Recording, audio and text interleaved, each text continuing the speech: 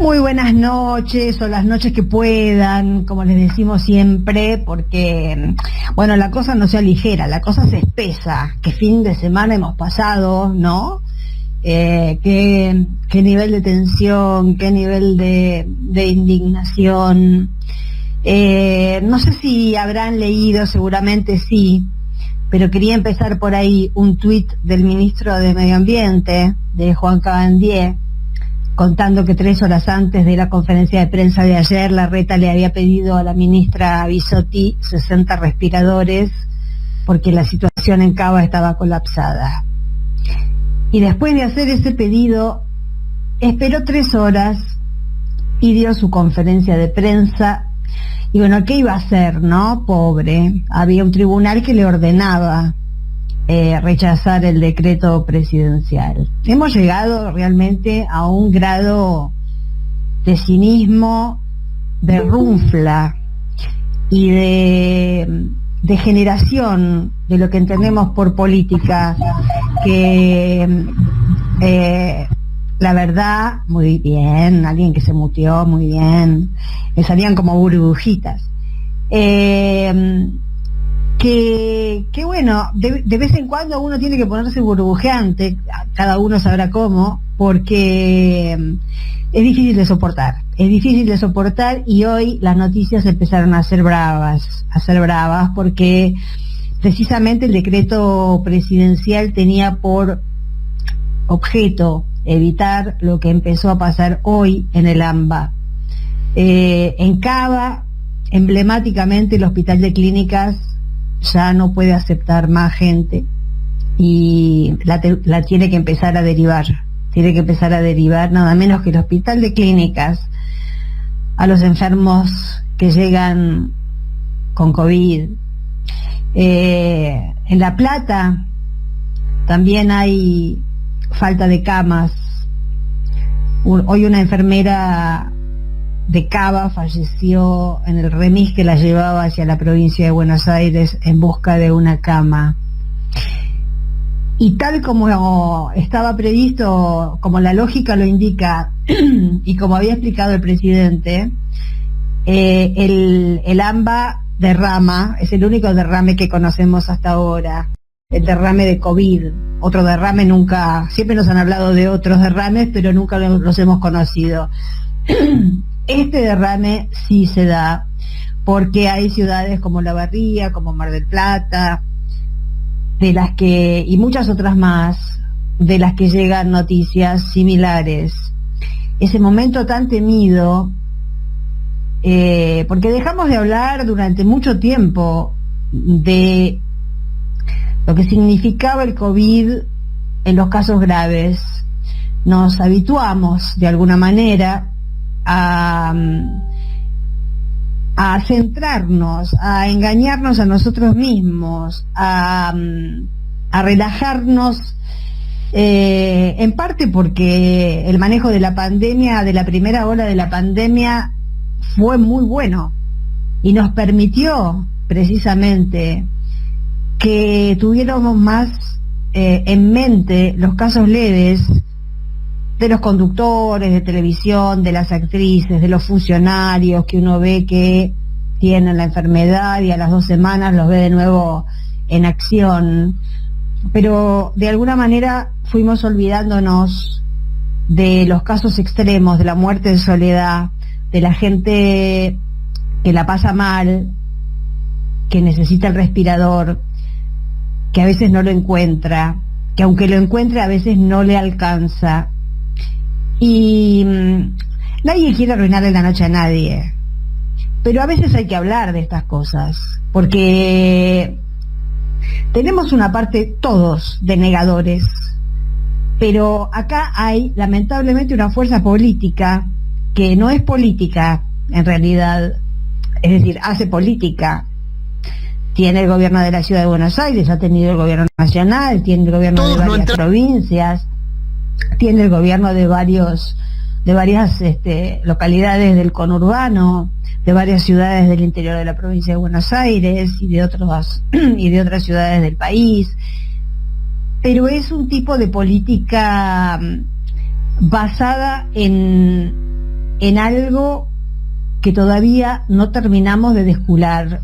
Es algo oscuro, es algo viscoso, y yo diría que es algo siniestro, porque si no, no se explica cómo un jefe de gobierno de una ciudad como La Cava, sabiendo que estaba en trámite ese fallo con un tribunal amigo, todos amigos, recién veía una foto de Laura Alonso abrazada a uno de los jueces del tribunal. No se entiende cómo ese hombre tiene la cara tan dura, tan rota, como para hacer gestos de preocupación y gestos de responsabilidad y decir que va a recurrir a la Corte Suprema, porque respeta mucho la institucionalidad y lo que corresponde es recurrir a la Corte Suprema. Todo ese verso nos lo hemos tenido que deglutir, y después tuvimos durante el fin de semana, justo un domingo, un tribunal que tiene la caradurez de fallar por Zoom y ordena que los pibes vayan presencialmente a la escuela. Porque también vimos desfilar por los canales de televisión, lamentablemente no hay ni uno que uno diga, bueno, me quedo acá porque me tranquiliza, porque me da toda la información, porque nivela, porque tiene la perspectiva que yo quiero que tenga la información, porque de eso me quiero enterar, desde esa perspectiva me quiero enterar. No hay ni uno. En todos los debates eran las maestras o las madres que tienen miedo por sus hijos y las mamis o los papis de las organizaciones que estaban abogando por la presencialidad, porque los chicos le lloraban, como le lloraba a la nena Amalia Granata. Y además, bueno, yo recién hice un posteo, ¿no? Cortémosla con lo de santificar la maternidad y la paternidad. Hay buenos padres, buenas madres, pero ser madre o ser padre no le da entidad a nadie para tener una palabra o para tener un tono de voz más alto que alguien que no lo es. Acá estamos hablando de otra cosa. Ser mami y participar de un WhatsApp lleno de insultos, de amenazas y de necesidad de colocar al nene porque quiere ir a la plaza a hacer gimnasia con el personal trainer, esas mamis de esos sectores. Bueno, dejemos de santificar eso, porque eso no pertenece, digamos, no coincide, no combina con todo lo otro que estuve diciendo hasta ahora, con el lado B del COVID, con este monstruo que nos sigue acechando y que nos hace darnos cuenta que por un lado estamos en manos de un gobierno nacional que intenta, y también de muchos gobernadores y de muchos intendentes, por supuesto, que intenta poner lo mejor de sí para paliar esta situación que no vivió ningún otro gobierno antes. Y por el otro lado tenemos a los amigos de la muerte, a los que siempre han negociado con la muerte. Ya el otro día historizamos un poquito, ¿no? De Viva el Cáncer para acá, nunca han tenido problema con la muerte. El tema es que se están sacrificando ellos y puede ser que sacrifiquen a sus hijos. Y eso ya empieza a ser una sociopatía que será motivo y objeto de estudio en el futuro. Yo creo que para terminar, para finalizar esta introducción, primero, lo que pasa en Cava en estos días, hasta que no se regularice la situación y hasta que no se respete el decreto del presidente de la Nación, es responsabilidad exclusiva de Horacio Rodríguez Larreta.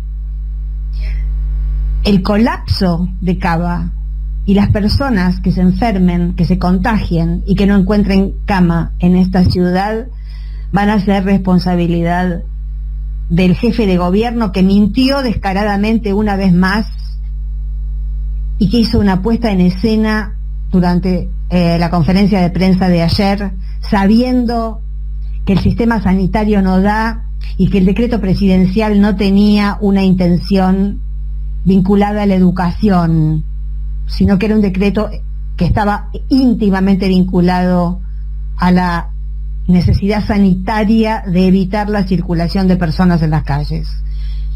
Son cepas nuevas. La cepa de Manaos es la principal cepa que está circulando en La Plata en este momento, y seguramente en la capital federal o en la Cava también. El tema es que también nos enteramos que la Cava no le pasa información a la provincia, ni le pasa información a Nación. No hay información confiable para hacer un diagnóstico preciso de lo que está pasando. Así que si hay alguna desobediencia civil que hay que llevar adelante de ahora en más, va a ser la nuestra. Ya venimos.